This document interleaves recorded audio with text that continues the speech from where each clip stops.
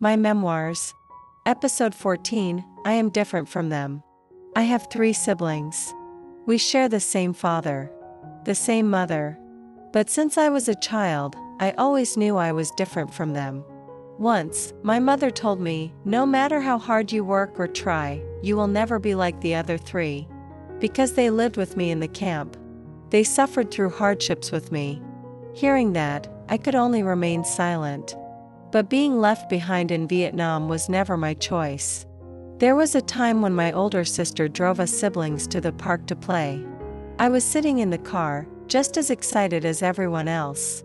But not long after we set off, Mother called. She ordered my sister to bring me back immediately to sew clothes. Only I had to return. After dropping me off at home, they could go wherever they pleased. I sat in front of the sewing machine, listening to the sound of the car driving away from the gate. In their eyes, I was a nuisance, so after that day, no one ever invited me anywhere again. I wasn't allowed to have fun. I was just the one who had to stay behind and work. When I started school, I really wanted to learn the violin. I thought Mother would agree, because she had previously bought a saxophone for my older brother, but when I asked, Mother said, "We don't have the money." Until my youngest sibling wanted to learn music. Mother immediately drove them to buy an instrument. It was only then that I understood. It wasn't that the family didn't have money. There just wasn't any money for me. When I was in high school, I really needed a phone to call home after classes. Both my older brother and sister had phones. I thought, this time it must be my turn. But the next person to get a phone was my youngest sibling. Still that same sibling, for years younger than me. I didn't ask why. I was already used to watching others receive the very thing I was waiting for. Whenever she wanted to encourage me to sew, Mother used to say, "Keep working hard. When you grow up, Mother will buy it for you."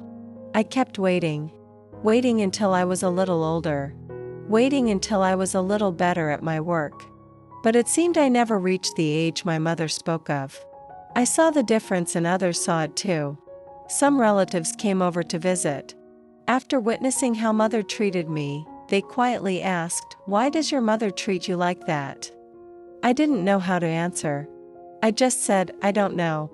I didn't know why, being children of the same family, I was always the one who had to turn back. The one who had to wait. The one who had to work. There was a period of time when I deeply hoped that I had been switched at birth in the hospital. I hoped that the people I lived with were not my real family. Back then, I could not accept that the family I once dreamed of was actually a nightmare that buried my childhood.